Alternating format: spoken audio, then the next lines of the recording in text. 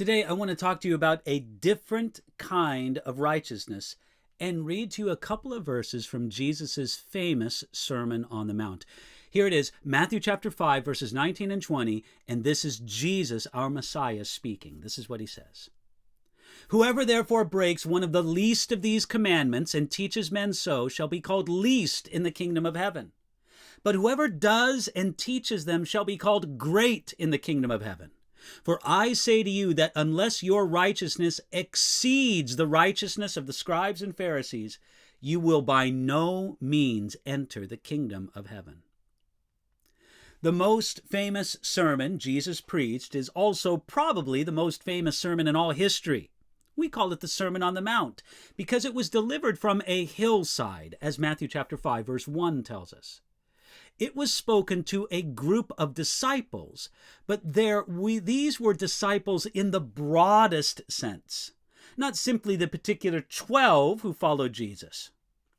In this message to these followers of every type, Jesus emphasized a correct understanding of God's law.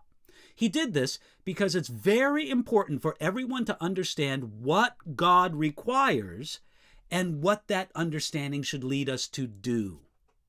When Jesus gave a warning that whoever therefore breaks one of the least of these commandments would be called least in the kingdom of heaven, we understand these commandments are to be obeyed as explained and fulfilled by Jesus' life and teaching, not as in the legalistic thinking of the religious authorities of Jesus' day. For example, the law commanded sacrifice, but the sacrificial system was fulfilled in what Jesus did for us on the cross. So we do not run the danger of being called least in the kingdom of heaven by not observing animal sacrifice as it was detailed in the law of Moses. No, that was fulfilled in Jesus. Jesus wanted the citizens of his kingdom to know that the law remains important. He said it strongly. Whoever does and teaches them, he shall be called great in the kingdom of heaven. You see, the Christian is done with the law as a means of gaining a righteous standing before God. One passage that explains this is Galatians chapter 2, verse 21, where we read this. For if righteousness comes through the law, then Christ died in vain. However, the law still stands as the perfect expression of God's ethical principles and the pattern of what he requires of man. You see, we might say it like this. The law sends us to Jesus to be justified because it shows us our inability to please God in ourselves. But after we come to Jesus, he sends us back to the law to learn the heart of God for our conduct and our sanctification. Then Jesus said one of the most striking things in his entire Sermon on the Mount, at least in my opinion.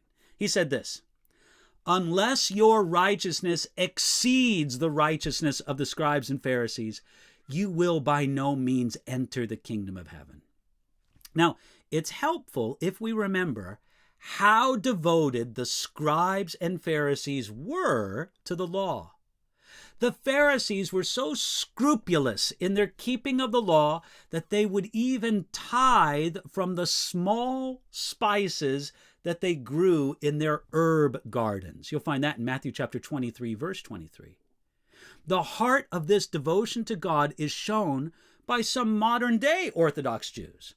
In early 1992, tenants let 3 apartments in an Orthodox neighborhood in Israel burn to the ground while they asked a rabbi whether a telephone call to the fire department on the Sabbath violated Jewish law. You see, observant Jews are forbidden to use the phone on the Sabbath because doing so would break an electrical current, which is considered a form of work.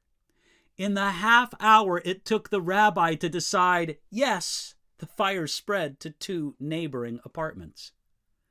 Now, when we consider how carefully the scribes and Pharisees worked to keep the law as perfectly as they could, it might seem that we could never do what Jesus said we must do.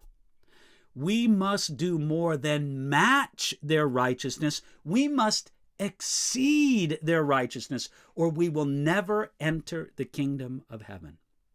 Yet, we can. We can exceed their righteousness because our righteousness goes beyond that of the scribes and Pharisees in kind, not necessarily in degree. Paul describes the two kinds of righteousness in Philippians chapter 3. He says this, "Concerning the righteousness which is in the law, I was blameless. But what things were gain to me I have counted loss for Christ. But indeed, I count all things lost, that I may gain Christ and be found in him, not having my own righteousness, which is from the law, but that which is through faith in Christ, the righteousness which is from God by faith." You see, the righteousness of the scribes and Pharisees was impressive to everybody who saw them, everybody except God. God could see their hypocrisy, their pride, and their self-focus that actually corrupted many of the good things that they did. At the end of it all, we remember this: we are not made righteous by keeping the law, but by the gift of Jesus' righteousness given to us and received by faith. Now, in the following section of the Sermon on the Mount, Jesus is going to explain what the law really means. And when we see that, we are so thankful that Jesus offers us a different kind of righteousness.